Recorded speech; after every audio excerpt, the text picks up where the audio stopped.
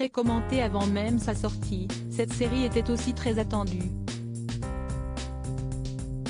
Ce mercredi 13 septembre, Netflix a dévoilé sa nouvelle production, sobrement intitulée Tapis et consacrée au célèbre homme d'affaires décédé en octobre 2021. Si son fils Lore s'est dit mitigé par cette œuvre co-créée par le réalisateur Tristan Seguela et le romancier et scénariste Olivier de Mangel, sa veuve Dominique ne s'est pas montrée plus convaincue. Et pour cause, celle-ci s'est faite sans concertation avec la famille, comme elle l'a révélé à Madame Figaro. Tristan Seguela, le réalisateur, note de la rédaction, avait déjà proposé une série il y a une dizaine d'années à mon mari, et Bernard lui avait dit « il n'en est pas question ». Il y a 4 ans, il est revenu à la maison avec son père, Jacques Seguela, note de la rédaction. Il a réitéré sa demande et Bernard a accepté, à condition que tout se fasse sous le chaperonnage de notre fils Lore, garant selon lui de sa vérité, a-t-elle expliqué à nos confrères. Mais rapidement, Laurent Tapie n'a plus eu de nouvelles de Tristan Seguela, ce qui n'a pas manqué de déplaire à la veuve de Bernard Tapie. On a ensuite appris que Tristan avait fait cette série seul. J'ai été un peu choquée. Jacques, qui était un ami de toujours, n'a pas réagi. Au mois de juillet, Tristan, qui m'a senti blessée, a voulu m'expliquer. Il m'a dit qu'il avait souhaité avoir les mains libres parce qu'il voulait faire une fiction.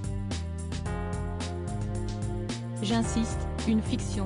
À partir du moment où il a fait amende honorable, et au vu de l'amitié que j'ai envers ses parents qui sont les amis d'une vie, je n'ai pas envenimé les choses, a fait savoir la mère de Laurent et Sophie, précisant qu'elle n'aime pas beaucoup le conflit.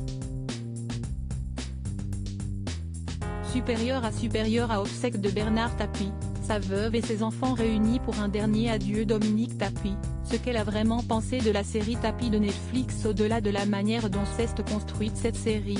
Qu'en a vraiment pensé Dominique Tapie? Si elle a tenu à saluer la performance de Laurent Lafitte, pas mal dans le rôle de son mari, elle a estimé que celle-ci n'était pas le reflet de la réalité. Ce n'est pas mon mari. J'ai discuté hier avec Noël Bellone, la secrétaire générale du groupe Tapie, incarnée dans la série par Camille Chamou, note de la rédaction, et comme moi, elle n'a pas retrouvé l'étincelle de son regard. Forcément, personne ne peut remplacer Bernard. Il était tellement spontané, il avait tant besoin d'adrénaline. C'était une très belle personnalité. Au-delà de ça, le problème avec cette série, c'est qu'elle mélange des faits réels, les Peel Wonder, l'affaire de corruption des joueurs de Valenciennes, Adidas etc. Note de la rédaction, ce qui nous laisse penser que tout est vrai, avec de pures inventions, a-t-elle regretté, précisant qu'elle n'était pas la tête pensante du couple, comme le laisse entendre cette production. Je n'ai jamais mis un doigt, un œil, dans les dossiers de Bernard. J'ai accompagné mon mari dans ses aventures, mais je n'ai jamais été investigatrice de ses affaires, a-t-elle assuré à nos confrères de Madame Figaro. Crédit photo, best image.